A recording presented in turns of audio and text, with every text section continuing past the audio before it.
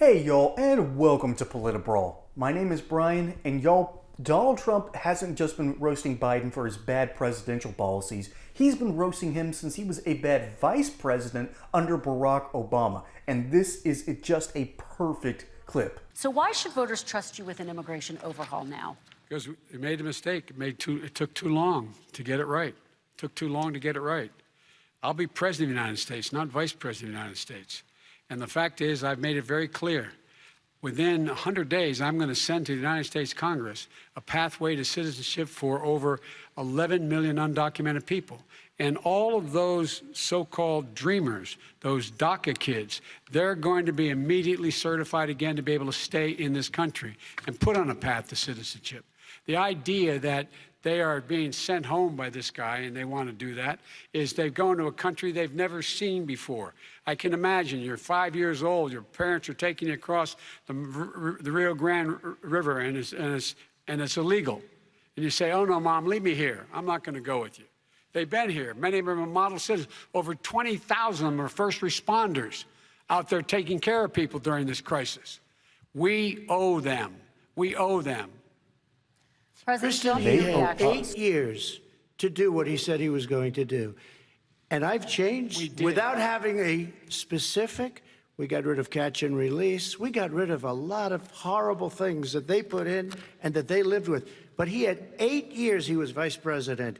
He did nothing except build cages to keep children in. Vice President Biden, your response. The catch and release, you know what he's talking about there? If in fact you had a family came across and they were arrested, they in fact were given a date to show up for their hearing. They were released, and guess what? They showed up for a hearing. And this is the first president in the history of the United States of America that anybody seeking asylum has to do it in another country. That's never happened before in America. That's never happened before in America. You come to the United States and you make your case that I seek asylum based on the following premise: why I deserve it under American law. They're sitting in squalor on the other side of the river. President Trump, your response, So 30 important. seconds, and then we'll move on. It just shows that he has no understanding of immigration or the laws. Catch and release is a disaster. A murderer would come in, a rapist would come in, a very bad person would come in. We would take their name. We have to release them into our country. And then you say they come back. Less than 1% of the people come back. We have to send ICE out and Border Patrol out to find them. We would say, come back in 2 years, 3 years. We're going to give you a court case. You need Perry Mason. We're going to give you a court case. When you say they come back, they don't come back, Joe. They never come back. Only the really, I hate to say this, but those with the lowest IQ, they might come back. Okay, But President they're Trump, very, let's very give few. Vice President Biden a chance to respond, and then we're going to move on to the You next don't know section. the law, Joe. He's right. Joe Biden does not understand the law. Oh, wait, no, he actually does. He understands how to circumnavigate it by allowing his son to money launder for him and then work as an executive at oil companies for Burisma. Let's see, work as an executive in companies in Romania and China, and then he gets a part of the cutbacks. Joe Biden does understand the law for him in order to, enrich himself at your expense. We have the tapes. We have the bank records. We have the stats. This man has lied to the American people and then expects you to sit there and believe that he understands the minute details of law. Oh, we believe it, Joe. We believe it, Uncle Joe. We just believe that you're out here abusing it. Donald Trump ended some stupid policies. You know what they called Barack Obama in Mexico? The deporter-in-chief. Hey, y'all. This is a shout out to my friends over at Colonial Metals Group, where CEO Paul Stone and his expert associates fully understand the gravity of our current situation and want to protect your wealth backed by gold, silver, and other precious metals. Folks, we are in an era of record inflation. We have a Congress that won't stop spending and a president who doesn't even know what planet he's on. That's how bad the situation is, and that's why I'm partnering with Colonial Metals Group. And if you have a first-time account with these fine upstanding people, you will receive up to $7,500 worth of silver, a nice old safe to keep all the good stuff in. You will get Roth IRA accounts for free backed by gold and silver, and insurance and warranty on these items for 5 years, all for free.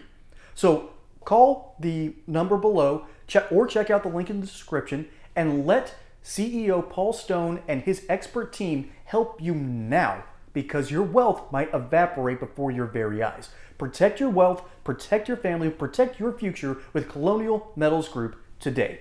Now, back to regularly scheduled programming. Barack Obama deported millions of people, and he created the situation where kids were in literal cages.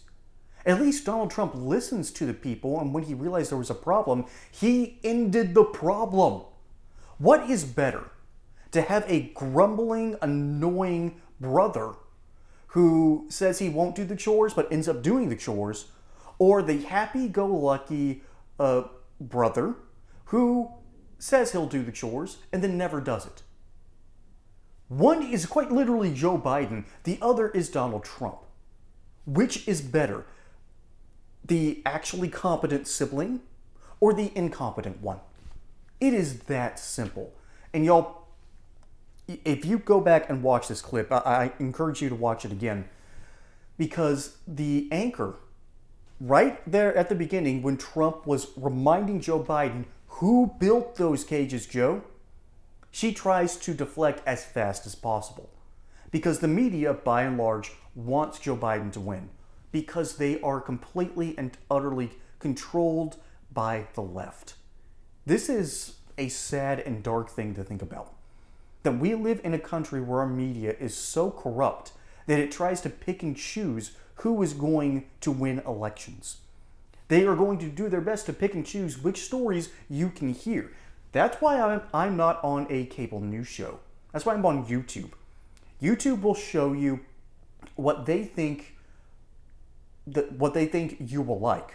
For some insipid reason, you like this. You like this channel, and I appreciate y'all deeply. But you can go on YouTube and search for things. You can research things. You can look up things. It can provide you a deep curiosity. The media, on the other hand, through cable news, will present what they think you're going to like, but it's not in the same ballpark, because they are taking your agency away and replacing it with what they think you're going to want, what you think you will watch. YouTube, on the other hand, will allow you to research. And it will eventually cater to those same problems. It will eventually fall into that same category. But you have the option and the choice and the agency. That's what sets you apart from the majority of people. Y'all are deeply curious, and you're able to look up things that you're interested in. They don't like that. The left doesn't like that. The mainstream media doesn't like that. They don't like the idea of independence.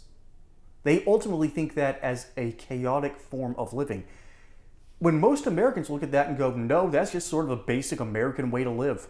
If the majority of a narrative is saying one thing, y'all are smart enough to go out there and question what that one thing really is, whether it is true or not. When we see major movements, we notice that something about the narrative just doesn't smell right. If you could smell through a screen, that is. That is the difference between mainstream media and earnest people who are trying to make a living by telling people the truth, or at least what they think to be true, what they earnestly believe to be true. A lot of people in media spew lies, and it's done on purpose. And the lie here is that Joe Biden thinks that he understands the law to its fullest extent.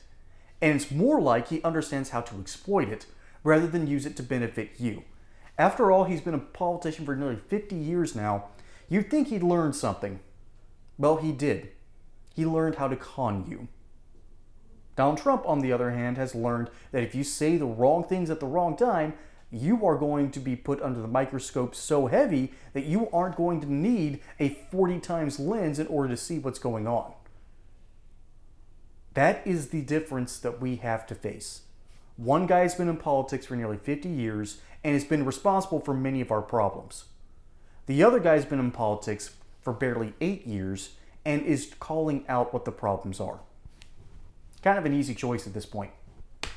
Folks, my name is Brian. Hope you enjoyed this segment here on Politbrawl. Don't forget to like and subscribe. Catch you on the next one. And until then, y'all have a good one.